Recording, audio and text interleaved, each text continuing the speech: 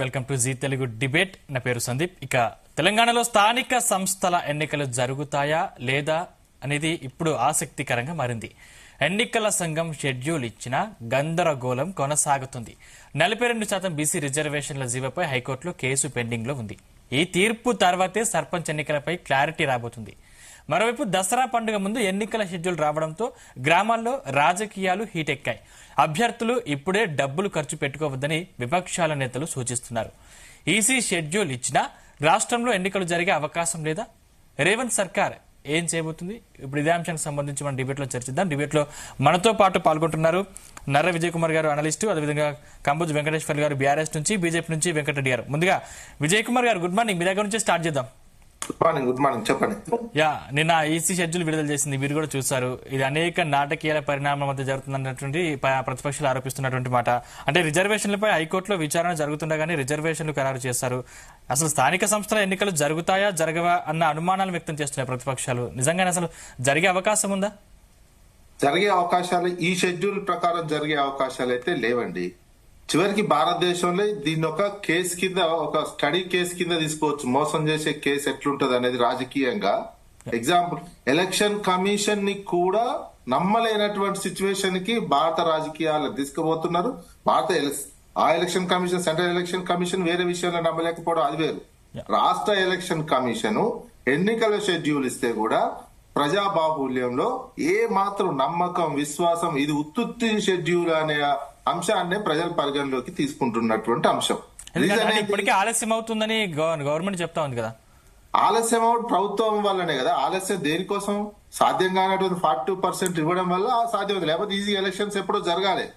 అట్లాంటి ఓ రాజ్యాంగబద్ధమైనటువంటి సంస్థ election commission schedule ఇస్తే కూడా ప్రజానికము, రాజకీయ వ్యవస్థ నమ్మలేకుండా ఇది ఉత్తుత్త షెడ్యూల్ అనేటువంటి కన్క్లూజన్ కు ప్రజానికం వస్తున్నంటే ఇప్పుడున్నటువంటి రాష్ట్ర ప్రభుత్వం ఏ రకంగా వ్యవస్థను తయారు చేసిందో అర్థం చేసుకోవచ్చు. ఎందుకంటే జీవో ఇచ్చింది, జీవో 42% కోసం ఇచ్చినటువంటి 9వ నెంబర్ జీవో అనే దానికి ఎలాంటి బేస్ లేదు.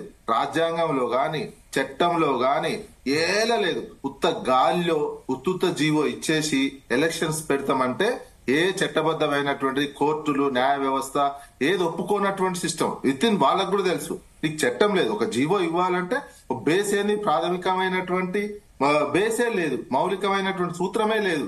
ఏ రకంగా జీవో ఇస్తారనేది. ప్లస్ ఈ జీవో, ఇట్లాంటి జీవో గత ప్రభుత్వం ఇస్తే కూడా కోర్టులు కొట్టేసినటువంటి సిచ్యువేషన్ ఉంది.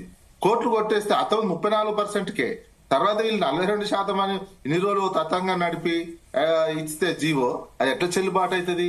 కోర్టు కూడా చెప్పింది, మీరు ఎలక్షన్ కమిషన్ అడిగింది విచారణ చేసే సమయంలో మీరు షెడ్యూల్ ఇస్తారా, ఎలక్షన్ నోటిఫికేషన్ ఇస్తారా అంటే ఏ క్షణమైనా ఇస్తాము అన్నారు. అటువంటి సందర్భంలో కోర్టు కూడా చెప్పింది, మీరు కొద్ది రోజులు నోటిఫికేషన్ ఇవ్వకండి, ఎలక్షన్స్ వాయిదా వేసుకోండి అని ఒక ఓవరాల్ గా చెప్పినటువంటిది. ఒకవేళ ఇచ్చినా మేము విచారణ చేస్తాము అని చెప్పారు.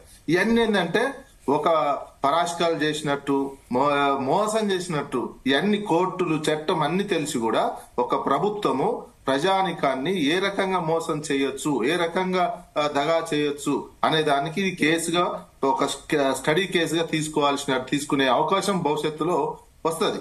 ఈ రకం ఇన్ని చట్టాలు, ఇన్ని రాజ్యాంగాలు చెప్పినా చేస్తే ఏంటంటే మేము మోసం చేయటమే ప్రధానమైనటువంటి ఇంటెన్షన్ అనేది ప్రభుత్వాన్ని నిన్న షెడ్యూల్ ని బట్టి అర్థమవుతుంది. అందుకే రాజ్యాంగ విరుద్ధమైనటువంటి దీన్ని కోర్టులు యాక్సెప్ట్ చేయవు. ఆ జీవోకి సంబంధించిన కొట్టేసే అవకాశాలు ఉంటాయి. వీళ్ళు చెప్పుకుంటారు ఏంది, చిన్న టెక్నికల్ వర్డ్ ఏంది, కోర్టు నోటిఫికేషన్ అన్నది. మేము నోటిఫికేషన్ అందుకే 9వ తారీఖు పెట్టినామని చెప్పుకుంటారు. 8వ తారీఖు వరకు షెడ్యూల్. అది షెడ్యూల్ 8వ తారీఖు విచారణ చేసినప్పుడు అది షెడ్యూల్ కిందనే పరిగణిస్తారు తప్ప నోటిఫికేషన్ కాదు. అందుకే అందులో కూడా ఉంది, కోర్టు నోటిఫికేషన్ అన్నది కాబట్టి నోటిఫికేషన్ కాదు. అందుకే పరిగణలోకి కూడా రాదు. అందుకని దీనికి సంబంధించినది కోర్టు యాక్షన్ తీసుకునే అవకాశం ఉంటుంది.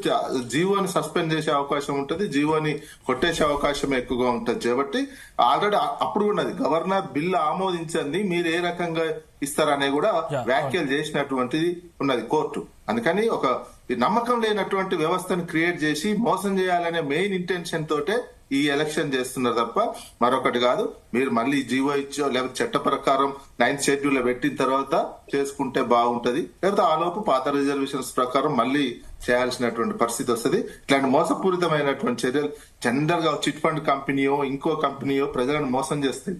ప్రభుత్వమే ఈ రకంగా మేము మోసం చేస్తామని బెస్ట్ ఎగ్జాంపుల్ వీళ్ళు ఒక మార్గదర్శకంగా నిలబడతారు. కాంగ్రెస్ పార్టీ ఏది చేసినా ఫిరాయింపులు గాని ఇది గాని అన్నిటికీ వీళ్ళే మార్గదర్శకమయ్యారు. ఇందులో కూడా నెక్స్ట్ లెవెల్ ని చూపించినారు ఎలక్షన్ కమిషన్ ఇట్లా ఎట్లా మోసం చేయొచ్చు అనేది. మనం దీన్ని ఆ రకంగానే అర్థం చేసుకోవాల్సినటువంటి అవసరం ఉంది. రైట్, వెంకటేశ్వర్ గారు good morning.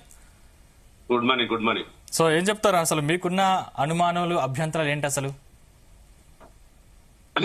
Good evening panel member, good morning panel members and junior viewers, మళ్ళీ స్పెషల్ గా సందీప్ గారికి అందరికి ముందుగానే దసరా శుభాకాంక్షలు. ఈ రోజు కాంగ్రెస్ గవర్నమెంట్ చేస్తున్నది అంతా ఇంత మోసం కాదు.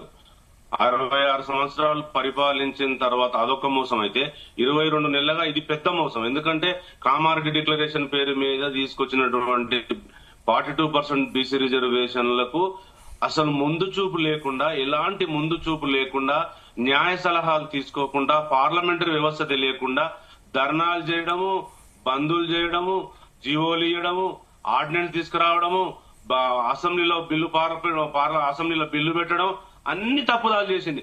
అసలు బీసీ కులగణన చేయడమే తప్పుగా చేసింది. ఎందుకంటే సంచార జాతులది, సేవా కులాలది, ఉత్పత్తి జాతులది, బీసీలది 42% కాంగ్రెస్ గవర్నమెంట్ ఇస్తుందంటే 80 ఏళ్ల స్వాతంత్రంలో ఆ మూడు కులాలే ఉద్యోగ రాజకీయాలలో ఇవాళ వాళ్ళు బెనిఫిట్ పొందినరు. బెనిఫిట్ పొందని కులాలు 139 కులాలల్లా ఇంకా 130 బీసీ కులగణన తప్పుదోవ పట్టించడానికి బీఆర్ఎస్ కార్యకర్తలు కావచ్చు, బీఆర్ఎస్ నాయకులు పాల్గొనలేదని చెప్తా ఉన్నారు కదా. అది నిరాధారమైన ఆపణ. ఒక గవర్నమెంట్ ఎంక్వైరీ చేసినప్పుడు పాల్గొనాల్సిన అవసరం ఏంది? వాళ్ళ ఇంటికి వెళ్తే వాళ్ళ వయసుతో పాటు వాళ్ళ క్యాస్ట్ అన్ని దొరుకుతాయి. తెలివి లేక నిరాధారమైన ఆరోపణలు చేయడం. గవర్నమెంట్ ఒక ఫెసిలేటర్ ను పంపిస్తే వాళ్ళ ఇంటి దగ్గర మొత్తం డేటా దొరుకుతుంది. పాల్గొనకపోవడం ఏంటనేది ఆ రోజు 2014 లో గౌరవ్ కేసీఆర్ గారు 99% వన్ డేలో చేస్తే ఇవాళ 232 కోట్లు పెట్టి 2 నెలలు నిరంజన్ కమిషన్ వేసి, బీసీ కమిషన్ గా డెడికేషన్ కమిషన్ వేసి గాడిద పనులు తోమిండారు రేవంత్ రెడ్డి. ఇవాళ సుప్రీంకోర్టు గైడ్ లైన్స్ పాటించట్లేదు. నేనేమంటున్నంటే అన్ని పక్కన పెట్టండి. నేను జస్టిస్ విజయసేనారెడ్డి గారికి ఆనర్ చేస్తున్నా గానీ జీవో ఇచ్చింది రేవంత్ రెడ్డి గారు, వద్దనేసింది మాధవరెడ్డి గారు అడ్వకేట్ మయూర్ రెడ్డి గారు, దాన్ని వాదించేది అడ్వకేట్ జనరల్ సుదర్శన్ రెడ్డి గారు. మొత్తం రెడ్డిలతో బీసీలకు న్యాయం జరుగుతుందా సార్? నాకు అర్థం కాదు. కానీ ఇంత అన్యాయమా సార్? ఇంత అంత మోసం కాదు. నేను ఏమంటున్నంటే మీరు క్లారిటీగా వెళ్ళడం లేదు. నోటిఫైడ్ గాని కులాలకు మీరు రిజర్వేషన్ ఇవ్వలేరు. ఉన్నత వర్గాలకు చేయడం కోసమే. అసలు గవర్నమెంట్ కు ఎట్టి పరిస్థితుల్లో బీసీలకు రిజర్వేషన్ ఇవ్వాలని లేదు. ఇస్తే ఈ జీవో తీసుకురాదు. కోర్టు మొన్న ఏం చెప్పింది? మీరు 8th వరకు నోటిఫికేషన్ ఇస్తారా అంటే అడ్వకేట్ జనరల్ ఇవ్వడం లేదని చెప్పిర్రు. మీరు క్లారిఫికేషన్ ఇవ్వండి 8th వరకు అని చెప్పిర్రు. నేనేమంటుంటే ఒకవేళ బీసీలు, నేను ఒక మాట, బీసీ రిజర్వేషన్ కామారెడ్డి ప్రకారం ఇవ్వాలంటే మీరు సుప్రీంకోర్టును మెప్పియాలి. సుప్రీంకోర్టులో ఏమి ఇవ్వాలి? ఇక్కడ మాకు అణగారిన కులాలు, ఆదివాసీలు, బీసీ కులాలు, సంచార జాతులకు రిజర్వేషన్ పొందలేదు, మేము 42% పెంచుకుంటున్నాము, ఆ క్యాప్ తీసేయండి, తమిళనాడు తరహాలో రిజర్వేషన్ వేయండి అని సాటిస్ఫై చేస్తే అప్పుడు పార్లమెంటరీ వ్యవస్థలో ఆర్డినెన్స్ వస్తే 9th షెడ్యూల్ లో చేస్తే ఇవ్వడానికి ఆస్కారం ఉంది. నేనేమంటున్నానంటే కాంగ్రెస్ మేనిఫెస్టో కమిటీ చైర్మన్ గారికి సూటిగా ప్రశ్నిస్తానా, మీరు చదువుకోలేదా? మీకు జ్ఞానం లేదా? మీకు రాజ్యాంగ విలువలు తెలియదా? తెలియకుండానే 42% ఎట్లా ఇస్తున్నది కాంగ్రెస్ పార్టీ? ఇది మోసం కాదా? మళ్ళీ బీఆర్ఎస్ అడ్డుకుంటుందంటారు. బీఆర్ఎస్ అడ్డుకోవడానికి మేమన్నా పార్లమెంట్ లో అడ్డుకున్నామా? మీరు రాష్ట్ర అసెంబ్లీలో బిల్లు పెడితే అందరు ఎంఐఎం, బీజేపీ, బీఆర్ఎస్ పార్టీ ఏకాభిప్రాయంతో బిల్లు ఆమోదం తెలిపిన తర్వాత తీసుకొచ్చే ప్రణాళిక మీ దగ్గర లేక ఆగమాగం చేస్తూ ఒక దొంగచాటుగా 9 జీవో తీసుకొచ్చు. ఒక్క నిమిషం సార్, 29 జీవో గౌరవ్ కేసీఆర్ గారు ఇట్లా రేవంత్ రెడ్డి గారి గవర్నమెంట్ తీసుకొచ్చినట్టే ఇంతకు ముందే 29 జీవో తీసుకొస్తే ఆపింది ఎవరు? కాంగ్రెస్ పార్టీ కాదా? 29 జీవో ఆపలేదా? బీసీ రిజర్వేషన్ ఆపలేదా? ఎందుకండి కాంగ్రెస్ మోసం చేయడం? అందుకని మేము బీఆర్ఎస్ స్టాండ్ ఒకటే, మీరు ఇప్పటికైనా 42% ఎట్లా ఇస్తారో చెప్పాలి. Right, okay, right. మనతో పాటు కత్తి వెంకటస్వామి గారు జాయిన్ అయ్యారు. వెంకటస్వామి గారు గుడ్ మార్నింగ్. నేను మీ దగ్గరకు వస్తాను. ఒకసారి మీ దగ్గరకు వచ్చే ముందు ఒకసారి వెంకటరెడ్డి గారి దగ్గరికి వెళ్దాం. వెంకటరెడ్డి గారు good morning. Good morning Sandeep గారు. మొత్తం మీద అంటే గవర్నమెంట్ తీసుకున్న, అంటే ప్రభుత్వం తీసుకున్న ఈ నిర్ణయాన్ని మీరు స్వాగతిస్తారా, వ్యతిరేకిస్తారా? ఇప్పుడు ఒకటి సందీప్ గారు, ప్రభుత్వము ఏదైతే 42% బీసీలకు రిజర్వేషన్ రాజకీయంగా ఇవ్వాలనేటువంటి ఒక నిర్ణయం ఏదైతే నిర్ణయం దాంట్లో దురుద్దేశాలు ఉన్నాయా, వ్యూహాలు ఉన్నాయా, ఎత్తుగడలు ఉన్నాయా, మోసాలు ఉన్నాయా పక్కకు పెడితే 42% ఇవ్వాలని భారతీయ జనతా పార్టీ ముందు నుంచి చెప్తుంది. దానికి కట్టుబడి ఉంటది. కాకపోతే ఒక దురుద్దేశంతో నేను ఇంతకుముందు చెప్పినట్టుగా ఒక వ్యూహంగా బీసీలకు అన్యాయం చేసేటువంటి మోసం చేసేటువంటి పద్ధతి వల్ల కాంగ్రెస్ రేవంత్ రెడ్డి గారి ప్రభుత్వం ముందుకెళ్తుంది అనేటువంటిది చాలా సందర్భాల్లో మనకు కనపడుతున్నటువంటిది. మేము ఇట్లా మాట్లాడితే ఏమంటారంటే మీకు వ్యతిరేకం ఉన్నారు కాదు, మేము అనుకూలంగా ఉన్నాం. జాతీయ స్థాయి నుంచి ఇక్కడి వరకు అనుకూలంగా ఉన్నాం. కాకపోతే దాన్ని ఎట్లా పరిష్కరించాలనేటువంటి దాంట్లో మీకు మాకు తేడా. పార్లమెంట్ నుంచి వచ్చేటాడు చూడు రాదు వెంకటరెడ్డి తర్వాత మాట్లాడు రాదే అట్లాగా అంటే అనుకూలంగా పార్లమెంట్ లో ఉండాలని పక్కనున్న కర్ణాటకలో మీరు అధికారంలో ఉన్నారు కదా, మీరు చాలా అధికారంలో ఉన్నారు కదా, మీరు అధికారంలో మిత్రపక్షాలు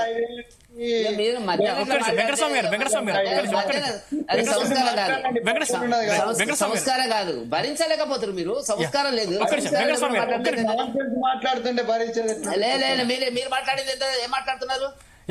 రాజ్యాంగాన్ని మీరు మాట్లాడుతున్నారు ఇవాళ. మాట్లాడండి. కర్ణాటకలో ఏం జరిగిందో చెప్పు. మీ రాష్ట్రాలు మమతా బెనర్జీ బీహార్ లో ఏం జరిగిందో చెప్పు. ఏం మాట్లాడతారండి? ఏం మాట్లాడతారండి? మాట్లాడడానికి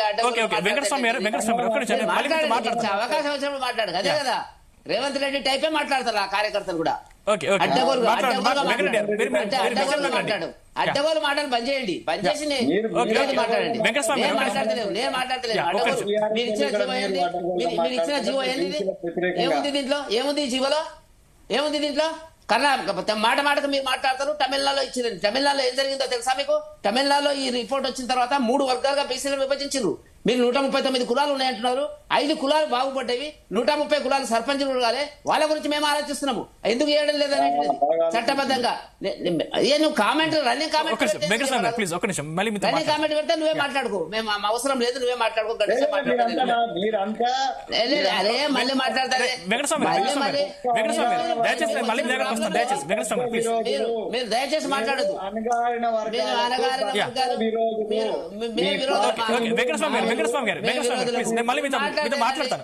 గాలికి మాట్లాడితే ఆయన మైక్ ఆఫ్ చేయండి సార్. ఆయన మాట్లాడతాము, నేను మాట్లాడాలి. ఒకటి ఇప్పుడు నేనేమంటున్నానంటే ఈ జీవో ఇచ్చినటువంటి దాంట్లో అన్ని లొసుగులు ఉన్నాయి దీంట్లో.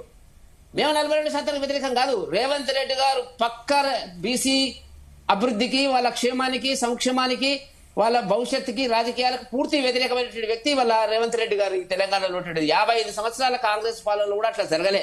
వాళ్ళు ఇయ్యలేదు, ఇచ్చినారు, పక్కకు పెట్టండి. ఇవాళ ఈ జీవోలో ఏముందండి? సర్వే చేసినామంటున్నారు. సర్వే మీరు డేట్ చూడండి, రెఫరెన్స్ చూడండి. రెండవ రెఫరెన్స్ లో 10/10/24 నాడు ఏదైతే ఉందో సర్వేకి ఆర్డర్ ఇచ్చినారు. ప్లానింగ్ కమిషన్ ద్వారా సర్వే చేసినారు. తప్పది. ఇండిపెండెంట్ గా వెంకటేశ్వరరావు గారికి అన్ని రకాల అధికారాలు ఇవ్వాలా, మ్యాన్ పవర్ ఇవ్వాలా, ఆయన ఇవ్వాలా సొంతంగా. చాలా కుటుంబాలు అసలు సర్వేకు రాలేదు, అది వేరే విషయం. హౌస్ ఐడెంటిఫికేషన్ జరగాల. ఇప్పుడు మేము చేయబోతున్నాము. దేశంలో హౌస్ ఐడెంటిఫికేషన్ జరుగుతుంది. జనాభా లెక్కల సేకరణకు సంబంధించి ముందు ఏ హౌస్ నెంబర్లు ఇస్తారు, ఇచ్చిన తర్వాత వాటిని కవర్ చేస్తారు. సుప్రీంకోర్టు చెప్పినటువంటి ఏంటి, మీరు 9వ షెడ్యూల్లో పెట్టాలన్నప్పుడు కొన్ని నామ్స్ చెప్పినారు. వాళ్ళు ఏం చెప్పినారు? డెడికేటెడ్ కమిషన్ ద్వారా, చట్టబద్ధమైన డెడికేషన్ ఇండిపెండెంట్ ఉన్నటువంటి కమిషన్ ద్వారా చేయాలన్నారు. మీరు చేయలే. నెంబర్ 1 తప్పు. ఓకే, మీరు అధికారంలో అంబేద్కర్ గారి రాజ్యాంగం మీద చేయబట్టి రేవంత్ రెడ్డి గారు ప్రమాణ స్వీకారం చేసినాడు కదా. దేశంలో రిజర్వేషన్స్ కు సంబంధించినటువంటి వివిధ రాష్ట్రాల్లో జరిగినటువంటి వివిధ కోర్టులు ఇచ్చినటువంటి విషయాల గురించి ఆలోచన లేకుండా మీరు ఎట్లా తీసుకొస్తారండి ఈ జీవోకు సంబంధించి? హేతుబద్ధత 9వ పాయింట్ లో సందీప్ గారు హేతుబద్ధత లేదు. ఊరికే 56% ఉన్నారు కాబట్టి ఆ 56% బదులుగా మేము 42% ఇస్తున్నటువంటిది. మీ స్టడీ ఎక్కడుంది? బీసీలు వెనుకబడి ఉన్నారు రాజకీయంగా, ఆర్థికంగా, సామాజికంగా అనేటువంటి ఉద్యోగ రీత్యా అనేటువంటి సర్వే మీరు చేసినామంటున్నారు కదా. ఆ రిపోర్ట్ ఒకటి పెట్టాలి కదా. అక్కడ మీరు పడిందా లేదా, వాళ్ళు వెనుకబడ్డరా లేదా అనేటువంటి విషయాల గురించి మేమెంతో మాకంత ఇవ్వాలనేటువంటి ఒక స్లోగన్, రాజకీయ పొలిటికల్ మేమెంతో మాకంత ఇవ్వాలనేటువంటి స్లోగన్ ఎక్కడ ఉన్నది? రాజ్యాంగంలో ఒక ఎస్సీలకు మాత్రమే ఉన్నది. బీసీలకు ఉంటే మామూలుగా మండల కమిషన్ తర్వాత కూడా 27% ఇచ్చినారు. ఆ 52% ఎందుకు మరి? మీరు 56% ఉంటే మరి ఎందుకు 42% వచ్చినారు? కాబట్టి ప్రజలను, బీసీలను మోసం చేసి ఇచ్చిన హామీ మీరు చేయలేని ఒక నిస్సాయ ఆర్థిక పరిస్థితి లోపల, రాజకీయంగా ప్రజలు మీకు వ్యతిరేకంగా తయారైనటువంటి కోణం లోపల ఈ ఎన్నికలు ఎట్లా 20 ఇప్పుడు ఈ జీవోలు ఇచ్చినారండి 9. ఒకటి సందీప్ గారు, నేను ఒక మాట, ఈ జీవో ఇచ్చి ఇంతకాలం ఏం చెప్పినారు? రాష్ట్రపతి అడ్డం పడ్డాడు, గవర్నర్ అడ్డం పడ్డాడు, బీజేపీ మోదీ గారు అడ్డం పడ్డారు అన్నారు కదా. మరి ఈ విషయం మీకు తెలిస్తే 20 నెలలకెళ్ళి ఇదే జీవో ఇచ్చి ఎందుకు ఎన్నికలు పోలేదండి?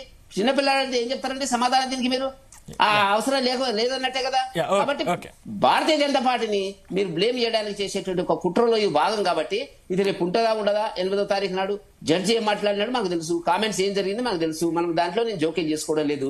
కాబట్టి ప్రజలని మోసం చేసి వాళ్ళని డబ్బులు ఖర్చు పెట్టించి నిన్న నుంచి కోడ్ ఆఫ్ కండక్ట్ వచ్చిన తర్వాత వాళ్ళు పాపం అభ్యర్థులు ఏ పార్టీ అనేది సరిలేదు ఆ బీసీలను డబ్బులు దండుగా పెట్టించేటువంటి పద్ధతి లోపల రేపు 8వ తారీఖు జడ్జిమెంట్ ఆధారపడి ఉంటుంది. కాబట్టి ఆనాడు బయటకు వస్తుంది. వాళ్ళ కోర్టు ఏం చెప్పినప్పుడు కూడా మనం అందరం భారతీయ జనతా పార్టీ కట్టుబడి ఉంటుంది. మీకు రైట్ వెంకటస్వామి గారు ఏం చెప్తారంటే ప్రతిపక్షాల నుంచి అనేక విమర్శలు వ్యక్తం అవుతా ఉన్నాయి. ప్యానెల్లో ఉన్న మిత్రులందరికీ కూడా నమస్కారం, మీకు కూడా నమస్కారం. ఫస్ట్ ఆఫ్ ఆల్ జియో తీసుకొచ్చినందుకు 42 కట్టుబడి ఉన్నందుకు రాష్ట్ర ప్రభుత్వానికి, రాష్ట్ర ప్రభుత్వ ప్రతినిధిత్వానికి, కాంగ్రెస్ పార్టీకి నేను ధన్యవాదాలు చెప్తున్నాను. ఒక బీసీ బిడ్డగా చెప్తున్నాను. రెండో విషయం ఏంటంటే వెంకరెడ్డి గారు చాలా అంశాలు లేవనెత్తినారు. ఎన్నో లొసుకులు ఉన్నాయని, మేము సర్వే సరిగా చేయించలేదని. మరి సర్వే సరిగా చేయించలేకపోతే మాకైతే తెలివి లేదు. వెంకరెడ్డి గారు చెప్తున్నారు కదా మాకు తెలివి లేదని. ఆయన వెంకటేశ్వర్లు గారు కూడా చెప్తున్నారు కాంగ్రెస్ పార్టీకి అసలు తెలివి లేదు, అసలు అవగాహన లేదు.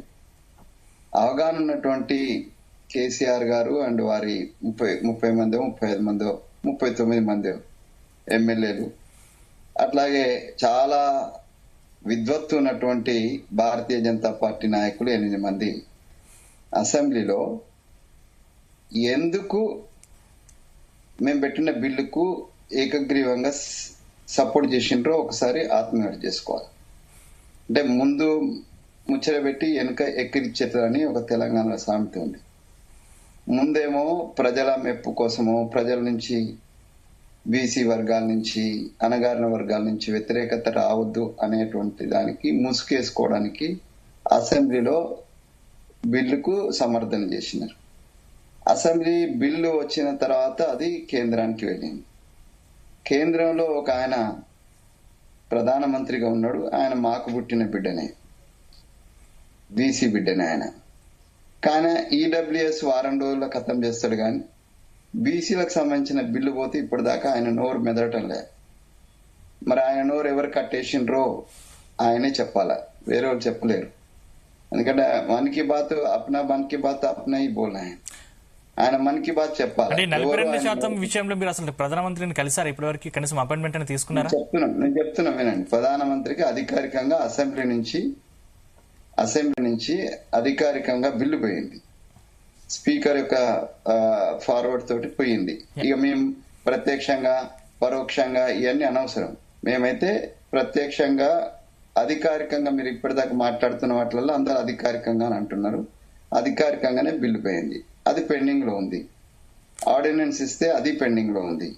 పెండింగ్ ని పెట్టింది కాబట్టి ఇంకా వేరే మార్గం లేక ఇలా జీవో ఇవ్వాల్సి వచ్చింది. వెంకటరెడ్డి గారు అన్నట్టుగా ఎప్పుడైనా కోర్టులు ఒక మాట అడుగుతాయండి, have you knocked the proper door అని అడుగుతాయి. మేము ఆ ప్రాపర్ డోర్స్ అయితే యూనియన్ గవర్నమెంట్ అలాగే గవర్నర్ వీళ్ళకి సంబంధించినటువంటి ప్రాపర్ డోర్స్ అవి. ఈ రిజర్వేషన్ 42% రావాలన్నా, ఎంత రావాలన్నా, ఎన్హాన్స్మెంట్ ఆఫ్ ది రిజర్వేషన్, అంటే క్యాప్ పైన ఉన్నటువంటి ఎన్హాన్స్మెంట్స్ ఏది రావాలన్నా కూడా 50% క్యాప్ సుప్రీంకోర్టు ఉన్న దృష్ట్యా దానికంటే పైన ఏది రావాలన్నా కూడా వీళ్ళను కలవాల్సిందే, కేంద్ర ప్రభుత్వాన్ని కలవాల్సిందే. మేము కలిసాము. వాళ్ళకు ఏదైతే అధికారికంగా పంపాలనో అసెంబ్లీ నుంచి మేము చేసిన ప్రక్రియ అంతా, సుప్రీంకోర్టు చెప్పినటువంటి ప్రక్రియనంతా చేసి మేము పంపించాము. ఆ పంపించిన దాన్ని పెండింగ్ పెట్టడం వల్ల ఇవాళ ఒక పక్కనేమో ప్రతిపక్షాలకు సంబంధించినటువంటి మిత్రులందరూ కూడా మీకు దమ్ముంటే లోకల్ బాడీస్ పెట్టండి, మేము లోకల్ బాడీలో చేస్తామని ఇటు బీజేపీ తలవారు తిప్పుతుంది, అటు టిఆర్ఎస్ కూడా డాల్ తలవారు తిప్పుతున్నాయి. ఇంకో పక్కన మనకు తెలుసు, అందరికి తెలుసు, high court of Telangana has given instruction, మీరు వెంటనే లోకల్ బాడీ ఎలక్షన్స్ పెట్టమని కూడా ఇచ్చింది. సో ఈ ఒత్తిడి ఇటువైపు నుంచి ప్రతిపక్షాల నుంచి, అటువైపు కోర్టు నుంచి, ఇటు ప్రజల నుంచి కూడా ఎలక్షన్స్ పెట్టాలనేటువంటి అభిప్రాయం ఉన్న దృష్ట్యా ఇంకా మాకు ఇంకో మార్గం లేకనే ఆ చివరి అస్త్రంగా మేము ఇవాళ జీవో తీసుకొచ్చినాం. జీవో తీసుకొస్తే స్వాగతించాల్సిందే పోయి దొరల పక్షాన పటేళ్ల పక్షాన ఇలా బీసీలే ముందుకొచ్చి కాంగ్రెస్ చేసేది తప్పు అని చెప్పడం అనేటువంటిది మన బానిస మనస్తత్వానికి, అది వెంకటేశ్వర గారు కావచ్చు, ఇంకోటి కావచ్చు. కానీ ఇక్కడ 8 కోట్ల విచారణ ఉండే అసలు నోటిఫికేషన్ ఎలా ఇచ్చారు అనేది ఇక్కడ ప్రశ్న. ఒక నిమిషం నన్ను పూర్తి చేయనండి.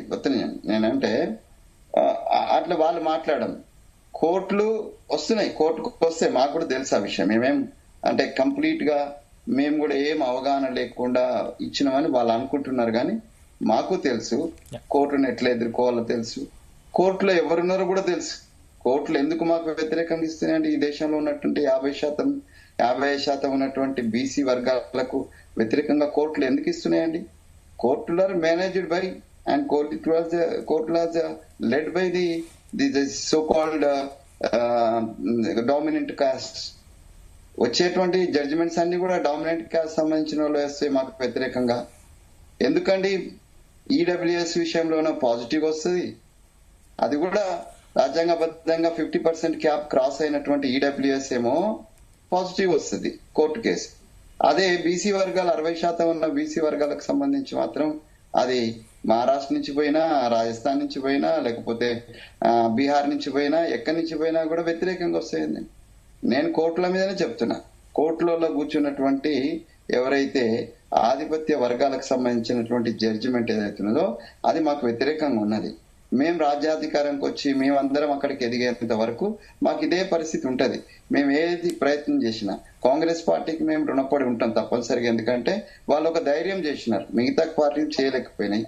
సో వాళ్ళు ధైర్యం చేసినారు. ఇలా కాంగ్రెస్ పార్టీలో ఉన్నా అని చెప్తలేనండి, కాంగ్రెస్ పార్టీలో ఉన్నా లేకపోయినా నేను ఒక బీసీ బిడ్డగా చెప్తున్నది అంటే ఈ విషయంలో రేవంత్ రెడ్డి గారు కానీ లేకపోతే కాంగ్రెస్ పార్టీ కానీ ఒక సాహసోపేతమైనటువంటి నిర్ణయం తీసుకున్నది.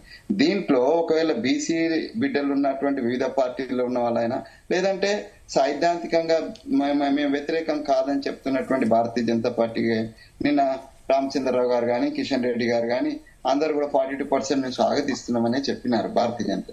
నేను నిజంగానే వాళ్ళకి ఆ చిత్తశుద్ధి ఉండదంటే దీనికి సొల్యూషన్ చూపించాలా. ఎవడు ఇప్పుడు కోర్టుకు పోతారు, కంపల్సరీ పోతారు, మాకు తెలుసు ఆ విషయం. మేము ఒక్క అడుగేస్తే మాకన్నా 4 అడుగులు ముందేసి మా యొక్క అభివృద్ధిని ఆపడానికి తరతరాలుగా ఆధిపత్య కులాలు ప్రయత్నం చేస్తున్నాయి. ఈ ఆధిపత్య కులాల యొక్క అరాచకం కారణంగానే మేము ఎదగలేకపోతున్నాం. కానీ ఈ కాళ్ళ కింద వాళ్ళ చెప్పుల కింద ఉండి కూడా మేము మా శక్తితోటి ఇక్కడ దాకా గుంజుకొచ్చినాం. మేము ఇంకా ముందు కూడా గుంజుకొస్తాము. రేపు ఇదే పరిస్థితి భారతీయ జనతా పార్టీ వాళ్ళు ఆలోచించుకోవాలి. దేశం మొత్తం మీద కూడా ఈ రకమైనటువంటి ఆధిపత్య కులాలు వర్సెస్, ఎందుకంటే ఒక పక్కన ఈడబ్ల్యూఎస్ 10% వచ్చింది, వాళ్ళు అద్భుతంగా ఎంజాయ్ చేస్తున్నారు. మీరు చూసినారు ఎస్సీ ఎస్టీల కంటే తక్కువ మార్కులు వచ్చిన ఓసీకి సంబంధించినటువంటి జనరల్ లో వచ్చినటువంటి వాళ్లకు ఈ ఉద్యోగాలు వచ్చినటువంటి పరిస్థితి మన రాష్ట్రంలో చూసినాం, తర్వాత నీట్ లో చూసినాము.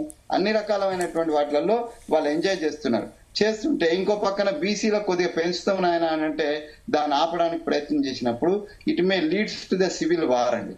Definitely it may leads that civil war సిద్ధం కావాల్సినటువంటి పరిస్థితి బీసీ వర్గాలకు ఉంటదని నేను అనుకుంటున్నా. సో అట్లాంటి అరాచకమైన పరిస్థితి మనం తీసుకొచ్చుకొని ఇక్కడ ఉన్నటువంటి లా అండ్ ఆర్డర్ తీసుకొచ్చుకొని ఒకరి మనసులను గాయపరిచి వానికి తప్పనిసరి పరిస్థితిలో వాడు బర్షలు ఎత్తేటువంటి పరిస్థితిని తీసుకొస్తే డెఫినెట్ గా అదే వస్తుందేమో.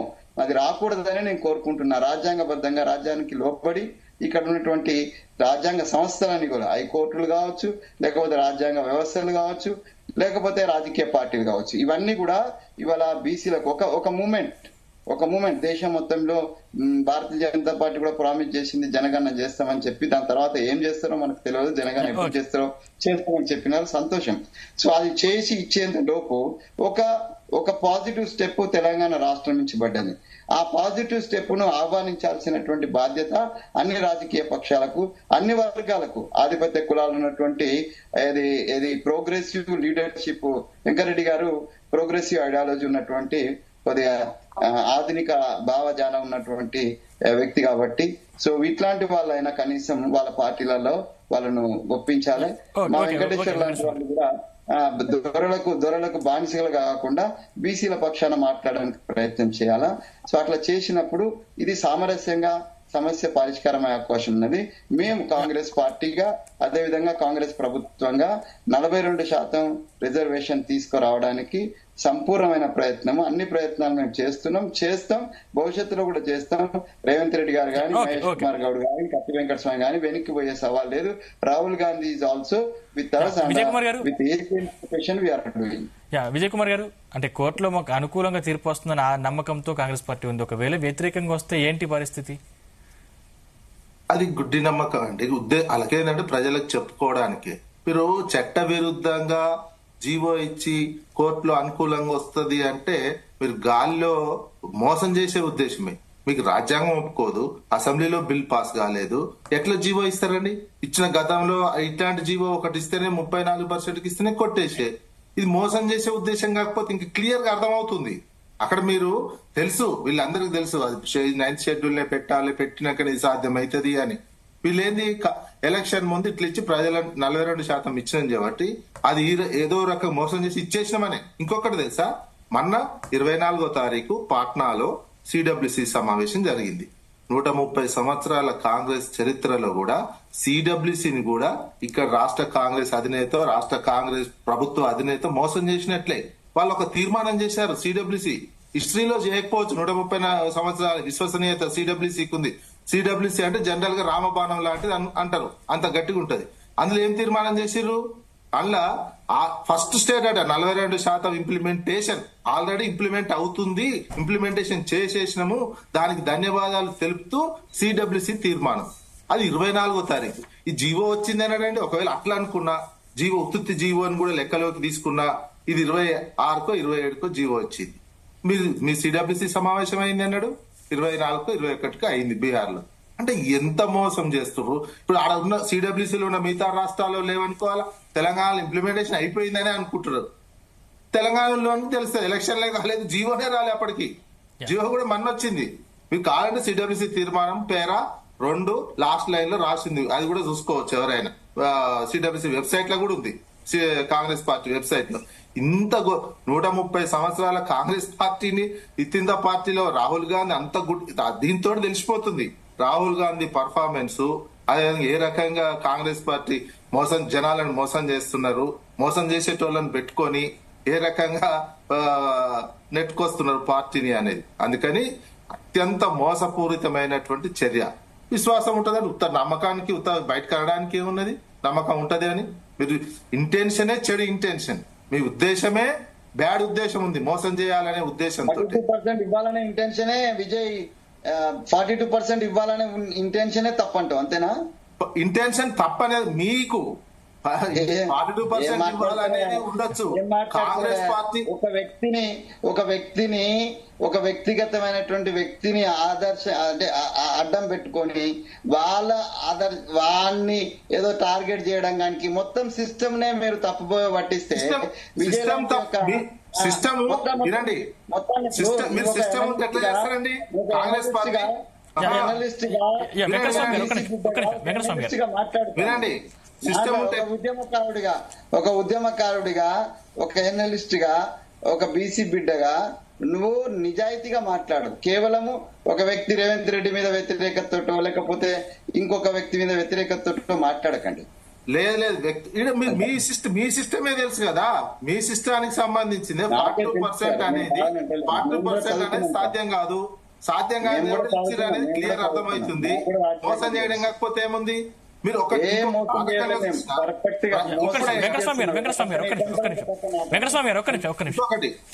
ఇది ఎట్లా మొత్తం జరగాలంటే పార్లమెంట్ లో కావాలి కదా. ఒక్క రోజు రాహుల్ గాంధీ లేచి, రాహుల్ గాంధీ పార్లమెంట్ లో మోడీ తోటి లాబింగ్ అన్న చేయొచ్చు, ఫైటింగ్ అన్న చేయొచ్చు. ఎన్నడైనా చేశారు ప్రతిపక్ష నేతగా? అంత చిత్తశుద్ధి ఉన్నట్లయితే ఇప్పుడు సిడబ్ల్యూసీ పెట్టుకున్నారు. ఎంత మోసం అయిపోతే సిడబ్ల్యూసీ తీర్మానంలో ఇంప్లిమెంటేషన్ చేసిన అని ఎట్లా పెట్టుకుంటారు? అది ఎంత మోసం! సిడబ్ల్యూసీ తీర్మానం అంటే 130 సంవత్సరాల కాంగ్రెస్ చరిత్రలో ఉందా అది ఎప్పుడైనా మోసం? ఇంత ఘోరమైనటువంటి మోసం మిత్రమా, అది మాకు రాసింది తెలుసు. మీరు మిస్గైడ్ చేయొద్దు. మేము కాంగ్రెస్ పార్టీలో ఉన్నాము. ఫస్ట్ స్టేట్ జీవో మీద మాట్లాడా, ఇవాళ రిప్రజెంటేషన్ మీద మాట్లాడు, ఎట్లా సాధ్యం? ఇది చేయి కానీ నువ్వేమో కాలు పట్టి గుంజడానికి ప్రయత్నం చేస్తే ఎట్లా విజయ్? పాల్పట్టుకుని మీరు మోసం చేసిరని చెప్పడమే ఇక్కడ మోసపూరితమైనటువంటి చర్య. మీరు ఏదో ప్రజలకు మరి ఎందుకు నమ్ముతలేరండి? వెంకటస్వామి గారు కూడా రాజకీయ నాయకులు 39-34 ఇస్తామని జీవో తీసుకొచ్చిన అది మోసం చేసినట్ట ఏది చెప్పండి మీరు. ఏంది గతంలో 34 ఇవ్వాలనేటువంటిది వెంకటేశ్వర్ గారు చెప్పినారు కదా. సో ఇవాళ ఈ 34 ఇస్తామనే ప్రయత్నంలో ఒక జీవో తీసుకొచ్చినారు. అది మోసం చేయడానికే తీసుకొచ్చినట్టవా? పోస్ట్ కొట్టేసింది కదా, అందుకే ఇవేంది చట్ట ప్రకారం చేయకపోవడం వల్ల రాజ్యాంగ షెడ్యూల్ కూడా మోసమా? ఇప్పుడు అంటే అదే ఆదర్శమా మీకు? అదే ఆదర్శమా చెప్పండి. నేను అడుగుతున్నా వెంకటస్వామి గారు చెప్పిన తర్వాత అదే ఆదర్శమా? కాదు కాబట్టి మేము జనగణకి వెళ్ళినాము, మేము జనగణన వెళ్ళినాము, జనగణన తప్పు చేసింది కదా, అందుకే అసెంబ్లీలో బిల్ పాస్ చేసినాము, అందుకే ఆర్డినెన్స్ చేసినాము. ఒక్క నిమిషం వెంకటస్వామి గారు మళ్ళీ మీతో మాట్లాడతాను. వెంకటస్వామి గారు ఒక్క నిమిషం. అది కూడా మోసమేనా? మీరు జనగణన డెడికేషన్ కమిషన్ ద్వారా చేయలేదు. డెడికేషన్ కమిషన్ కూడా ఫస్ట్ టైం ఇచ్చిన మీరు చేసిన జనగణన ప్రకారమే. సుప్రీం కోర్టులో ఇచ్చిన ఇన్స్ట్రక్షన్ ఒకసారి చదువుకోండి. డెడికేషన్ కమిషన్ 20% ఇచ్చింది. కాదన్న తర్వాత రెండోసారి రిపోర్టు 40% డెడికేషన్ కమిషన్ కూడా వ్యతిరేకించాలి కాబట్టి వ్యతిరేకించడం సార్ ఇక్కడ ఉన్నది క్లియర్ గా అర్థమైతేనే ఉంటే వ్యతిరేకించడం ఏముంది? మీరు సిడబ్ల్యూసీని కూడా తప్పుదారి పట్టించి మోసం చేసిరు, దేశ ప్రజలకు తెలుసు. అన్ని అయిపోయాయి. వెంకటేశ్వర్ గారు ఇప్పుడు నేను గౌరవ కత్తి వెంకట సామన్న మాట్లాడింది, గంగాపురం వెంకరెడ్డి గారు మాట్లాడింది, మన విజయ్ సార్ మాట్లాడింది అంతా క్షుణ్ణంగా విన్నా. అంటే ఎవరెవరి అంశాలు వాళ్ళు చెప్పడంలో తప్పు లేదు, కానీ రాజకీయ అంశాలు వచ్చేసరికి బీసీలకు జరిగిన అన్యాయం గురించి నేను చెప్తాను. ఎందుకంటే ఎవరు మాట్లాడినప్పుడు నేను డిస్టర్బ్ చేయలేదు. దయచేసి ఒక మాట ఏంటంటే, ఫస్ట్ 60-70 సంవత్సరాలు పరిపాలించింది కాంగ్రెస్ పార్టీ. సంచార జాతులు, సేవా కులాలు, ఉత్పత్తి జాతులు, బీసీ కులాలు వెనుకబడడానికి కారణం కాంగ్రెస్ పార్టీ. ఎందుకంటే ఇప్పటికీ హరిజన బస్తీలను దూరంగా కట్టింది కాంగ్రెస్ పార్టీ. ఇంకొక అంశం ఏంటంటే, సరే 42% కాంగ్రెస్ పార్టీ ఇస్తున్నది కామారెడ్డి డిక్లరేషన్ ప్రకారం మీరు ఇవ్వాల్సిందే.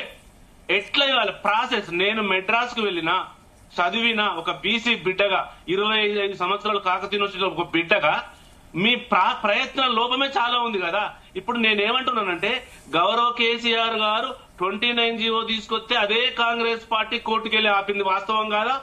ఇదే కాంగ్రెస్ పార్టీ పార్లమెంట్ లో పోయి అసెంబ్లీలో ఆర్డినెన్స్ తీసుకొచ్చి పెండింగ్ పెట్టి జీవో తీసుకొచ్చింది కాంగ్రెస్ పార్టీ కదా. అన్ని అయిపోయినట్టు రాహుల్ గాంధీ గారు ప్రధానమంత్రి అయిన తర్వాత 42% రిజర్వేషన్ ఇస్తున్నది జంతర్ మంతర్ దగ్గర గౌరవ రేవంత్ రెడ్డి గారు చెప్పింది వాస్తవం కాదా? నేనేమంటున్నానంటే, ఒకవైపు బీసీలు, ఒకవైపు ఓసీలు అయినప్పుడే అవుతుంది అన్న వెంకటేశ్వర జనసేన మాట్లాడితే. వెంకటేశ్వర గారు మీరు తప్పు చెప్తున్నారు. రేవంత్ రెడ్డి ఎక్కడ కూడా రాహుల్ గాంధీ దగ్గర ఉంది, మీకు పంపిస్తా అన్న వెంకటేశ్వర. ఒక మాట వెంకటేశ్వర, మీరంటే నాకు గౌరవం ఉంది. ఒక మాట, నేను రేవంత్ రెడ్డి గారు మాట్లాడింది నేను మీకు పంపిస్తా. ఒక మాట అన్న ఒక మాట నన్ను వెంకటస్వామి గారు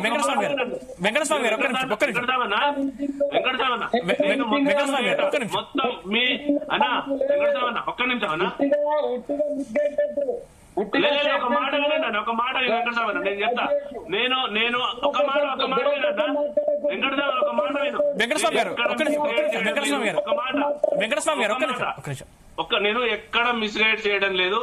జీ న్యూస్ ద్వారా నేను మిమ్మల్ని క్వశ్చన్ అడుగుతున్నా. నిరంజన్ గారి బీసీ కమిషన్, ఇప్పుడు వెంకటేశ్వరరావు గారి డెడికేషన్ కమిషన్ మొత్తం రిపోర్ట్స్ నేను మీకు సబ్మిట్ చేస్తా. విత్ రేవంత్ రెడ్డి గారి స్టేట్మెంట్లు కూడా మీకు సబ్మిట్ చేస్తా. రికార్డెడ్ వీడియో కూడా మీకు సబ్మిట్ చేస్తా. ఒకవేళ అట్లాంటివి జరగలేదంటే నేను మీకు సారీ కూడా చెప్తా. ఇంకోటి, ఒకవేళ అది ఉన్నదంటే అప్పుడు మీకు విజ్ఞానంగా వదిలేస్తా. ఇంకో అంశం ఏంటంటే, కామారెడ్డి డిక్లరేషన్ ద్వారా మీరు తెలంగాణ 2 కోట్ల మందిని ఎట్లా మోసం చేసిరంటే, బీసీ 20 నెలల్లో బీసీ భవనాలు కడతాము, 20,000 కోట్లు ఇస్తామని చెప్పారు. 2 బడ్జెట్లు పెట్టిరు, 40,000 కోట్లు రావాలి. 40,000 కోట్లు రావాలి. మీరు ఒక్క రూపాయి ఇప్పటికి. ఎందుకన్నా నేను రాజకీయ అంశాలు ప్రస్తావించినప్పుడు ఎందుకు కోపం వస్తుందన్నా? మీరు మీ టైంలో మీరు సమాధానం చెప్పండి. మీకొక నిబద్ధత లేదు, మీకొక నిబద్ధత లేదు. ఆ దొరని అడిగిన ఆ 10 ఏళ్ళు బీసీ భవనాలు కట్టకపోతే ఆ దొరని వ్యతిరేకంగా ఎప్పుడైనా మాట్లాడినావా? ఓకే పర్సనల్ ఆర్గ్యుమెంట్ వెంకటస్వామి గారు ప్లీజ్ పర్సనల్ ఆర్గ్యుమెంట్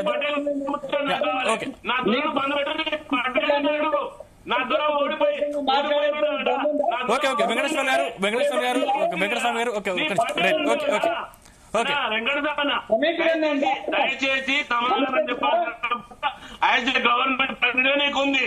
నేనేమంటే నా దొర ఓడిపోయిండు, నీ పటేల్ ఉన్నాడు, నీ పటేల్ అడిగిన ఈ అంశాలు నేను అడిగే అంశాలు 42% డిక్లరేషన్ ఇచ్చారు కదా. ఓకే పర్సనల్ ఆర్గ్యుమెంట్ దయచేసి పర్సనల్ ఆర్గ్యుమెంట్ వెంకటేశ్వర గారు మీరు పెద్దలు నేను అడిగిన దానికి ఒకటే సమాధానం చెప్పాల్సిన బాధ్యత ఉంది. గవర్నమెంట్ నేనేమంటున్నాంటే ఒక మాట నన్ను మాట్లాడాలి, రాలే. వెంకటరెడ్డి గారు సమాధానం చెప్పాలి. 80 ఏళ్ల స్వాతంత్రంలో 42% ఇవ్వలేదు, 22% ఇచ్చారంట. వాటా ఎంత, నా సంచార జాతుల వాటా ఎంత, నా ఉత్పత్తి కులాల వాటా ఎంత, మోస్ట్ వాడెడ్ కులాల వాటా ఎంత, నీ పటేల్ చెప్పమంటున్నాడే. మీ పటేల్ వెంకటస్వామి గారు మళ్ళీ మీతో మాట్లాడతాను. నా జాతుల వాటా ఏంటి? వెంకటేశ్వర గారు ప్లీజ్ నేను మళ్ళీ మీతో మాట్లాడతాను. సందీప్ సార్ దయచేసి ఒక నిమిషం మళ్ళీ మీతో మాట్లాడతాను. ఏమంటున్నంటే ఒకటే నిమిషం సార్, ఒకటే నిమిషం మళ్ళీ ఫ్లో అవుతుంది. నేను ఏమంటున్నంటే కాంగ్రెస్ పార్టీ అంటే మాకు మర్యాద ఉంది, అది తెలంగాణ ఇచ్చినట్టుగా. కానీ అంశాల వారీగా మేము వ్యతిరేకిస్తాము. ఎందుకంటే ఇంత మోసం ఇంత దగా ఏ పార్టీ చేయలేదు. నేను అడిగిన దానికి సమాధానం చెప్పలేక పటేలు దొరల విషయాలు ఎందుకంటే కత్తి వెంకటరెడ్డి గారు వెంకటస్వామి గారు మళ్ళీ మీతో మాట్లాడతాను. వెంకటేశ్వర గారు అదే 3 కులాలకు అవే 3 కులాలు ముందుంటాయి. వెంకటేశ్వర గారు మళ్ళీ మీతో మాట్లాడతాను. వెంకటరెడ్డి గారు తేల్చండి. ఇప్పుడు మీరు గెలిచిన వాళ్ళు, మీరు రాజ్యాంగ ఎన్నుకోబడ్డ వాళ్ళు, మీరు న్యాయం చేయమంటున్నారు. వెంకటేశ్వర గారు మళ్ళీ మీతో మాట్లాడతాను. వెంకటేశ్వర గారు మళ్ళీ మీతో మాట్లాడతాను. పనిచేసినావు కదా, అవన్నీ ఉంటాయి కదా. వెంకటేశ్వర గారు మళ్ళీ మీ దగ్గరికి వస్తాను, మీతో మాట్లాడతాను. వెంకటరెడ్డి గారు ఇప్పుడు ఒక్కటి సందీప్ గారు చర్చ అనేటువంటిది ఎవరి అభిప్రాయాలు చెప్పేటట్టు ఉండాలి, కానీ అడ్డం పడడం అనేటువంటిది మంచిది కాదు. మిత్రులు వెంకటస్వామి గారు కూడా చాలా స్కాలర్ అయినా మరి అట్లా ఎందుకు మాట్లాడుతున్నారు, ప్రతి వాళ్ళకి అడ్డం పడుతున్నాడు, అది మంచిది కాదు అనేటువంటిది నా వ్యక్తిగతంగా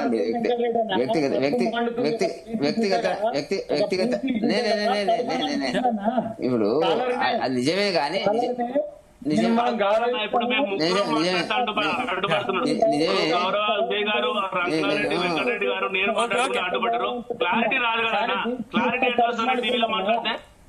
ఇప్పుడు నేను అన్నదేంటంటే సందీప్ గారు వెంకటస్వామి గారు ఒక 30 సంవత్సరాల పరిచయం ఉంది వెంకటస్వామి గారు నీకు నాకు, కానీ ఆ విషయం చెప్పు, నువ్వు నీ అన్యాయం జరుగుతుంది అనేటువంటి దాని కింద నీ ఎంత వాయిస్ పెంచి చెప్తే అంత మంచిది, కానీ ఇతరులకు అడ్డం పడకుంటే బాగుంటది అనేటువంటిది నా వ్యక్తిగతంగా నీ మిత్రుడిగా మీకు ఒక విజ్ఞప్తి. నెంబర్ 1. నెంబర్ 2, ఇప్పుడు వెంకటస్వామి గారు మాట్లాడింది మళ్ళీ మాట్లాడితే ఇట్లా ఇప్పుడు సివిల్ వార్ వస్తుంది, జడ్జెస్ కూడా ఒక కోణంలో ఆలోచిస్తున్నారు, ఒక వైపు ఆలోచిస్తున్నారు అనేటువంటిది మేము దానికి పార్టీ కాదు. ఎందుకంటే ఈ దేశంలో రాజ్యాంగం ఉంది, రాజ్యాంగ ప్రకారంగా జరుగుతుంది అనేటువంటిది. రాజ్యాంగాన్ని ఒకవేళ భ్రష్టు పట్టించింది, రాజ్యాంగాన్ని తుంగలో దొక్కిందంటే గత 75లో ఇందిరాగాంధీ కాలంలో ఎమర్జెన్సీ విధించినటువంటి పార్టీ అది ప్రాథమికత్వం రద్దు చేసింది. మీరంతా అప్పుడు అక్కడే ఉన్నారా ఇక్కడ ఉన్నారా అనేది నాకు తెలియదు, కానీ దాన్ని వ్యతిరేకించిన దాని గురించి చర్చకూడదు. నేనేమంటున్నా సందీప్ గారు అంటే ఎవరు కూడా వ్యతిరేకించడం లేదు 42% సంబంధించి. ఇప్పుడు ఇక్కడ డిబేట్ లో ఉన్నారు, నేను ఒక్కనే అగ్రకులానికి సంబంధించినటువంటి వాళ్ళు, మిగతా 3 కూడా బీసీ సామాజిక వర్గానికి సంబంధించిన బిడ్డలే. వాళ్ళిద్దరు కూడా మిగతా ఇద్దరు రకంగా మాట్లాడుతున్నారు. అంటే ఏమిటి, ఒక యునానిమస్ గా ఒపీనియన్ ఏంటంటే రావాలనేది కోరుకుంటాం. ఇప్పుడు నన్ను వదిలేయండి, నాకు ఏదైనా బ్రాండ్ వేసి పక్క కేసు జరగమంటే జరుగుతుంది, నాకు ఇబ్బంది లేదు. కానీ నేను అన్నదేంటంటే బీసీలు అంటే ఒకటి విజయ్ కుమార్ గారు కాంగ్రెసే ఒటందారులు పట్టదారులు వాళ్ళ కారణం వాళ్ళ అభివృద్ధి కోసం అని వాళ్ళు అనుకుంటే తప్పు అని చెప్పడానికి ప్రయత్నం చేస్తున్నారు. అన్నిట్లో ఉన్నారు, అందరు ఉన్నారు, అందరి అభిప్రాయాలు ఉంటాయి. మీరు చేసినటువంటి కుట్ర ఏదైతుందో రేవంత్ రెడ్డి గారు బహుశా కాంగ్రెస్ చరిత్రలో ఎవ్వరు చేయకుండా బీసీలకు చేసినటువంటి కుట్ర ఇంతకు ముందు అన్నట్టుగా సిడబ్ల్యూసీ సమావేశం మీటింగ్ అంటే ఒక హైలీ రెస్పెక్టబుల్ రెజల్యూషన్ ఉంటుంది దాంట్లో ఒక మాట ఒక సిడబ్ల్యూసీ కాదు సార్, ఒక్క సిడబ్ల్యూసీ కాదు, మొత్తం మీకు చిట్టా పంపిస్తా 66 ఏళ్ల కాంగ్రెస్ పార్టీ బీసీలకు తెలంగాణలో కాదు భారతదేశంలో ఏం చేసింది అనేది.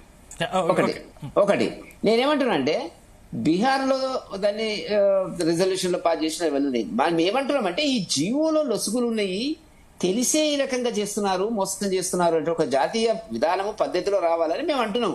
అది ఎట్లా వస్తుంది మరి? మోదీ గారి కేంద్ర ప్రభుత్వం చేయాలన్నా ఇంతవరకు ఏమో కలవలేదు, ప్రతిపక్ష పార్టీలు అన్నింటి కలుపుకొని పోతానన్నాడు, ఒకనాడు పోలేదు, అడిగినట్టు కూడా మాకు సమాచారం లేదు, మోదీ గారు అపాయింట్మెంట్ ఇవ్వలేదు అనేటువంటి కూడా సమాచారం లేదు. దీని మీద గవర్నర్ పంపించినటువంటి దాని మీద కూడా గవర్నర్ కూడా కలిసినట్టుగా రేవంత్ రెడ్డి గారు మనకి ఎక్కడ కూడా మీడియాలో కథనాలు రాలేదు. కాబట్టి నేనేమో వాళ్ళు ఇచ్చినారు, తెలుసో తెలియకో ఇచ్చినారు. ఈ చట్టబద్ధమైన నిబంధనలు ఉన్నాయి, దీనికి అనేక ఆంక్షలు ఉన్నాయి, వాటిని ఎట్లా పరిష్కరించాలి. ఇప్పుడు మోదీ గారు ఒక నిర్ణయం చేసినారు, కేంద్ర ప్రభుత్వం కులగణన జరగాలని. సరే, కులగణన జరిగితే మేమే ఎవరన్నా కారణం కానివ్వండి, మంచి కోసం ఎవరు చెప్పినా కూడా మంచిదే, సంతోషమే.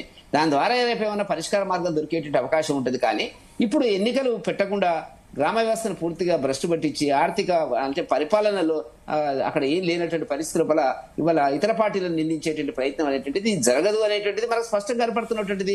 ఇప్పుడు మన కోర్టులు అనేక కోర్టు జడ్జిమెంట్లు ఇచ్చినాయి కదండి. దీనికి అట్లంటే మేమంటారు మీరు వ్యతిరేక మతానికి అని అంటారు. ఇప్పుడు ఉన్న రాజ్యాంగంలో ఉన్న జ్యుడిషియరీలో మనం ఉన్న దాంట్లో మనం సర్దుబాటు చేసుకుంటాము, మాట్లాడతాం. కానీ వాటిని ఎవరంటే వాళ్ళని మనం తిట్టడం, ఎవరంటే వాళ్ళని విమర్శించడం అనేటువంటిది జరగకూడదు అనేటువంటిది. రెండవది సందీప్ గారు, ఇప్పుడు వాళ్ళు కామారెడ్డిలో ఇచ్చినటువంటి ఏదైతే మేనిఫెస్టో ఉందో దాంట్లో చట్టపరంగా ఉన్న ఇబ్బందులు ఉన్నటువంటిది కొన్ని ఉన్నాయి, చట్టపరంగా లేనటువంటి కొన్ని ఉన్నాయి. నేనేమంటున్నా అంటే చట్టపరంగా ఇప్పుడు దీనికి ఇబ్బందులు ఉన్నాయి, సరే మీ ప్రయత్నం మీరు చేస్తున్నారు, ఎవరి అభిప్రాయాలు వాళ్ళు చెప్తున్నారు. కోర్టుల్లో ఉన్నది 42%, దాన్ని పక్కకు పెట్టండి. రకరకాల విన్యాసాలు మీరు చేస్తున్నారు, చేయండి. 20,000 కోట్ల రూపాయలు మేము ప్రతి సంవత్సరం బీసీలకు ఇస్తాం, 1,00,000 కోట్లు ఖర్చు పెడతామన్నారు. ఆ 29,000 పోస్టులు వస్తాయి వాళ్ళకి అన్నారు. మరి మంత్రివర్గంలో వాళ్ళకి సరైనటువంటి స్థానం లేదు. మరి ఈ కార్పొరేషన్ చైర్మన్లలో అంతరం మళ్ళీ అగ్రకులాలకి మీరు పదవులు ఇచ్చినారు. ఇవి మీ చేతుల్లో ఉన్నాయి కదా. నేను ఎందుకు మీ చిత్తశుద్ధిని శంకిస్తున్నాము భారతీయ జనతా పార్టీ అంటే, మీకు బీసీల పట్ల చిత్తశుద్ధి లేదు. మిగతా వాళ్ళు అనలేదు పార్టీలు, మీరు అన్నారు. అన్నదానికి మీరు కట్టుబడి చూపించినాము. ఇలా 3 మంత్రులు ఉన్నారు బీసీలు, ఇంకో 3 ఇచ్చినాం మేము. మళ్ళా మీరు అగ్రకులాల చుట్టూ మాట్లాడుతున్నారు, ఓట్ల కోసం సీట్ల కోసం మాట్లాడుతున్నటువంటిది. కాబట్టి మేము అంటున్నది ఏంటంటే చిత్తశుద్ధి బీసీల పట్ల, అభివృద్ధి పట్ల భారత కాంగ్రెస్ పార్టీకి లేదు అనేటువంటిది నా అభిప్రాయం. ఇది నాకు ఉండేటువంటి ఒక. వెంకటస్వామి గారు, అంటే మీరు చేసే ప్రయత్నంలో తప్పలేదు, జీవో తేవడంలో తప్పలేదు, కాకపోతే కొన్ని లోపాలు మాత్రం వాళ్ళు వేలెత్తి చూపుతా ఉన్నారు.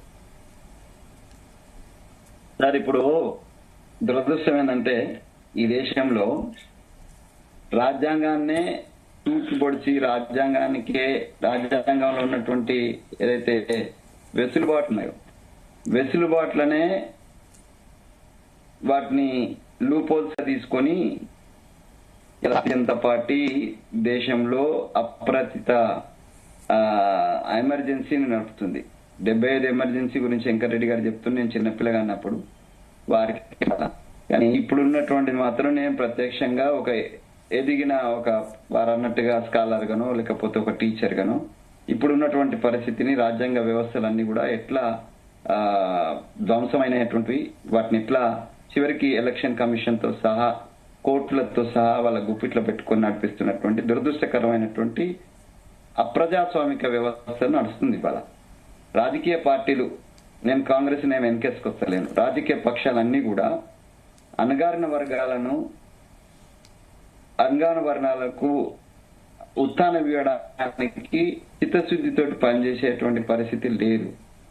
చేసేటువంటి ప్రయత్నాలను కూడా వేరే వాళ్ళు రాజకీయ కారణాలు, పదే మా వెంకన్న అంటున్నాడు రాజకీయ కారణం, వెంకటరెడ్డి గారు కూడా అదే, రాజకీయ కారణాల చేత రాజకీయమైనటువంటి లబ్ధి కోసము వ్యతిరేకించడము, లేకపోతే వ్యక్తిగతమైనటువంటి ప్రాపకం కోసం వ్యతిరేకమైనటువంటి పరిస్థితి దురదృష్టకరంగా ఉంది.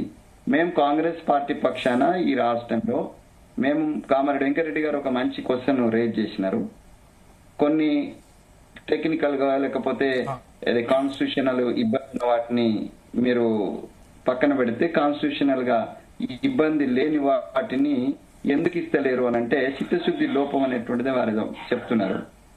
వెంకటరెడ్డి గారికి తెలుసు, ఈ రాష్ట్రంలో ఒకే గెలిచినటువంటి బీసీకి ఒకసారి అంటే ఎట్లా ఉన్నది రాజకీయ పక్షాల యొక్క స్థితి అంటే 3 సార్లు గెలిచినటువంటి బీసీ రాజా సింగ్ ను వాళ్ళు సిఎల్పి లీడర్ చేయలేకపోయినారు.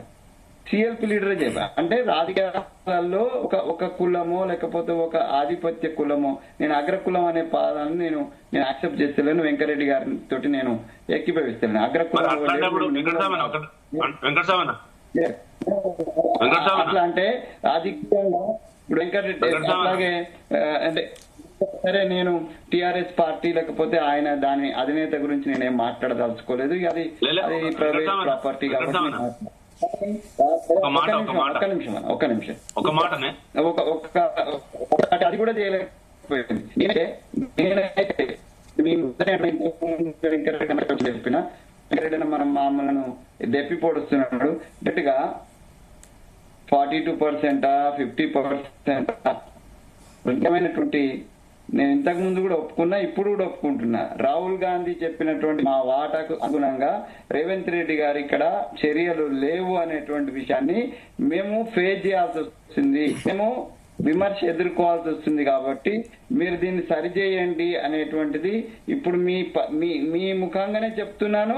నేను ఆల్రెడీ రాహుల్ గాంధీ గారికి చెప్పాను, మా అతను చెప్పాను, నేను వెంకటరెడ్డి గారు ఏదైతే ఈ విషయంలో మరి చేయాలి. అది రేవంత్ రెడ్డి కావచ్చు లేదా మహేష్ కుమార్ గారు కావచ్చు, వాళ్ళు ముందుబడి చేయాల్సిందే. దాంట్లో నేను నా పార్టీకి సంబంధించి అయితే మిగతా పార్టీల పరిస్థితి నాకు తెలియదు, కానీ నేను ఓపెన్ మాట్లాడుతున్నాను. దాంట్లో ఏం అభ్యంతరం లేదు. మేము ఈ 42% యొక్క ఏదైతే లోకల్ బాడీస్ కాకుండా నేనైతే డిమాండ్ చేస్తున్నా మా పార్టీని 40% ఇక్కడ లోకల్ బాడీస్ కాదు, రేపు రాజ్యాంగబద్ధంగా చట్టసభల్లో ఎమ్మెల్యే ఎంపీలలో కూడా మా అనేటువంటి మాటను ఈ రాహుల్ గాంధీ గారు కూడా తీసుకురావాలని మాట నేను మాట్లాడుతున్నాం. మొన్న మా ఢిల్లీలో జరిగినటువంటి మీటింగ్ లో ఖర్గే గారి సమక్షంలో ఈ మాట నేను నాతో పాటు మధ్యప్రదేశ్ సంబంధించిన 2-3 మేము మాట్లాడినాము. సో ఈ స్వేచ్ఛ మాకుంది, మేము చెప్తున్నాము. తప్పులు ఏమైనా జరిగితే నేనేమి ఇంకన్నా అడుగుతున్నాడు కదా, తప్పులు జరిగితే పటేల్ ను నిలదీసేటువంటి దమ్ నాకు ఉన్నదన్నా, నాకే అలాంటి వాళ్ళు చాలా మందికి ఉన్నది ఈ కాంగ్రెస్ పార్టీలో. అక్కడ లేదు, అక్కడ ఏముంటుందో నాకు తెలుసు. నీతో నేను కలిసే పనిచేసిన అక్కడ ఆ కేసీఆర్ గారితో కూడా కలిసే పనిచేసిన.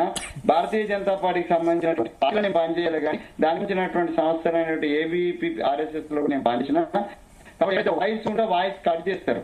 ఎవరైతే న్యాయం మాట్లాడారో వాళ్ళను క్రమశిక్షణ పేరుతోటి కట్ చేసేటువంటి భారతీయ జనతా పార్టీ, దొరతనంతో కట్ చేసేటువంటి టిఆర్ఎస్ పార్టీ గురించి నేను పెద్దగా మాట్లాడదలుచుకోలేదు. నేను మా పార్టీని, మా ప్రభుత్వాన్ని, మా ముఖ్యమంత్రి గారిని, మా పిసిసి అధ్యక్షుడిని నేను డిమాండ్ చేస్తున్నా. మీ దక్షిణ బీసీల బిడ్డగా నేను డిమాండ్ చేస్తున్నా. ఏ పరిస్థితిలో అయినా కూడా 42% ఇంప్లిమెంటేషన్ కోసము అందరి సలహా తీసుకొని అది ఇంప్లిమెంటేషన్ దిశగా అది మోడీ గారి కాలు పట్టుకోవాల్సి వస్తే కాలు పట్టుకుందాము, లేకపోతే భారతీయ జనతా పార్టీని సాష్టాంగ నమస్కారం చేయాల్సి వస్తే చేద్దాము. చేయడానికి మాకు అభ్యంతరం లేదు. ఎందుకంటే మేము బానిస నుంచి మేము బయటికి రావాలనుకుంటున్నాం. బానిసత్వం నుంచి, ఆ బానిస బతుకుల నుంచి మాకు ఎవరైనా కరుణిస్తే అది మోడీ గారు కరుణించిన, రాహుల్ గాంధీ గారు కరుణించిన, లేకపోతే రేవంత్ రెడ్డి గారు కరుణించిన, కేసీఆర్ కరుణించిన, మా వెంకటరెడ్డి అన్న కరుణించిన మేము ధన్యవాదాలు.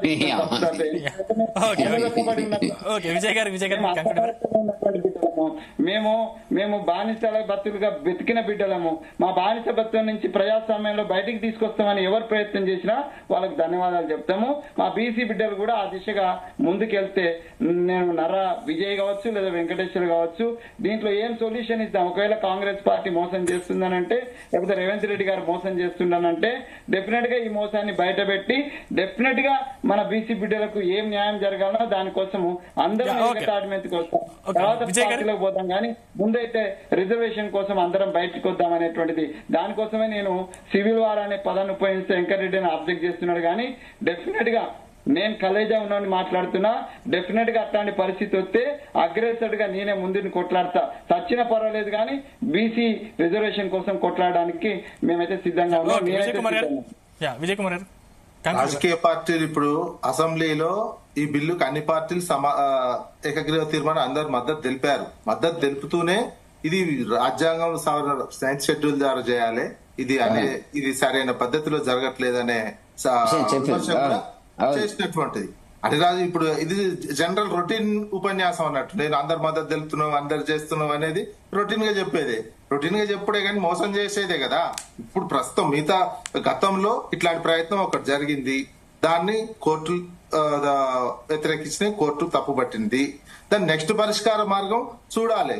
నెక్స్ట్ పరిష్కార మార్గం చూడకుండా అదే మళ్ళా నేను ఎక్కువ అనే మాట ఇవ్వడమే తప్పుడు హామీ. దాన్ని చేయాలంటే 9th షెడ్యూల్ లో పెట్టి కేంద్రంలో అధికారం ఉంటేనే చేయగలుగుతాం అనేది ఉండదు. అటువంటి సందర్భంలో కేంద్రాన్ని ఒక మాట విజయ్, ఒక్క మాట నేను అంటే మిమ్మల్ని, మీరు తెలంగాణ ఉద్యమకారులు కాబట్టి నేను అడుగుతున్నా, కేంద్ర ప్రభుత్వం పరిధిలో ఏదైతే అంశాలు ఉన్నాయో వాళ్ళు మాత్రమే చేయాల్సిన అంశాలు ఉంటే రాష్ట్ర ప్రభుత్వాలు కానీ రాష్ట్ర పార్టీలు కానీ డిమాండ్ పెట్టేటువంటి అవకాశం ఉంటుందా, అవకాశం తీసుకోకూడదా? ఒకవేళ అదే అయితే మనం తెలంగాణ రాష్ట్ర డిమాండ్ కూడా మనం పెట్టడానికి అవకాశం లేదు.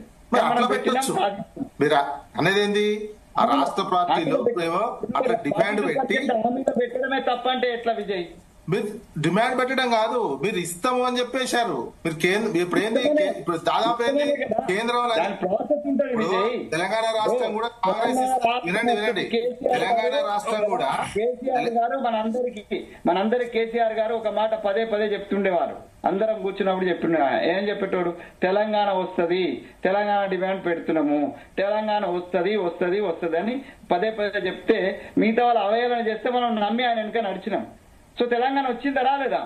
సో కొట్లాడండి, అట్లా కొట్లాడండి, మరి మేము అట్లా కొట్లాడతామని చెప్పండి, అది కేంద్రం చెప్పండి, కేంద్రం వచ్చిన తర్వాత చేస్తామని చెప్పండి, అది ఒక పద్ధతి. లేకపోతే ఇవన్నీ ప్రాసెస్ అంతా కూడా కొట్లాడే క్రమమే విజయ్. ఇక ఇది మించిన మీరు అట్లా చెప్పుకోవాలి. ఒక్క నిమిషం కొట్లాడే పద్ధతి,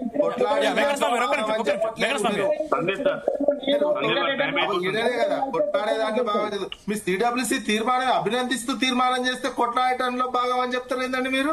సిడబ్ల్యూసీ తీర్మానం చేసింది భాగం అంటే మీరు ఇంప్లిమెంటేషన్ అన్నది అంటే ఎంత అబద్ధం అది, మీరు కొట్లాడటంలో భాగం కాదు ఇది. వెంకటస్వామి గారు సమయం చాలా తక్కువ ఉంది, దయచేసి ఒక్క నిమిషం చెప్పండి వెంకటేశ్వర గారు. ఇప్పుడు నేను ముగ్గురు గెస్ట్లకు ఒక నా విన్నపం ఏంటంటే, 1990లో ఇందిరా సహాని కేసు తర్వాత 1993లో తమిళనాడు తరహాలో మేము బీసీ రిజర్వేషన్ తీసుకొస్తాం, 42% కాంగ్రెస్ పార్టీ ఇచ్చింది, తీసుకురావాలి, ఇవ్వాలి కూడా. ఒకవేళ నిజంగా కాంగ్రెస్ పార్టీకి చిత్తశుద్ధి ఉంటే బీఆర్ఎస్ ను, ఎంఐఎం ను, బీజేపీని, కాంగ్రెస్ ను 4 పార్టీల డెలిగేట్స్ తీసుకొని మెడ్రాస్ లో దర్యాప్తు చేసిందా? ఇంకొక అంశం ఏంటంటే, క్షుణ్ణంగా పరిశీలనలు అంటే 1983లో 2013లో ఆర్ కృష్ణయ్య గారు కోర్టుకు చాలా సార్లు వెళ్ళాడు. కానీ 2019లో ఈడబ్ల్యూ చట్టం తీసుకొచ్చిన తర్వాత, రాహుల్ గాంధీ ఎలువోపి అయిన తర్వాత దాని మీద ఏమన్నా కేసు వేసిండా? ఒకవేళ నిజాయితీ ఉంటే ఇవాళ 100 మంది ఎంపీలు ఉన్నారు, 100 మంది ఎంపీలు కాంగ్రెస్ వాళ్ళు ఉన్నారు. ఇక్కడ మన తెలంగాణలో బీజేపీ వాళ్ళు 8 మంది, కాంగ్రెస్ వాళ్ళు 8 మంది ఉన్నారు. 16 మంది పార్లమెంటులో ముక్కు నేలకు రాసి అగ్గి గిగితే ఎందుకు బీసీ రిజర్వేషన్ ఇవ్వలేరండి నాకు అర్థం కాదు. ఇంకొక అంశం ఏంటంటే, బీసీ రిజర్వేషన్ పెంచడానికి సుప్రీం కోర్టుకు కాస్ట్ ఉంది. ఏం కాస్ట్ ఉంది? సాటిస్ఫై చేయాలి. ఏం సాటిస్ఫై చేయాలి?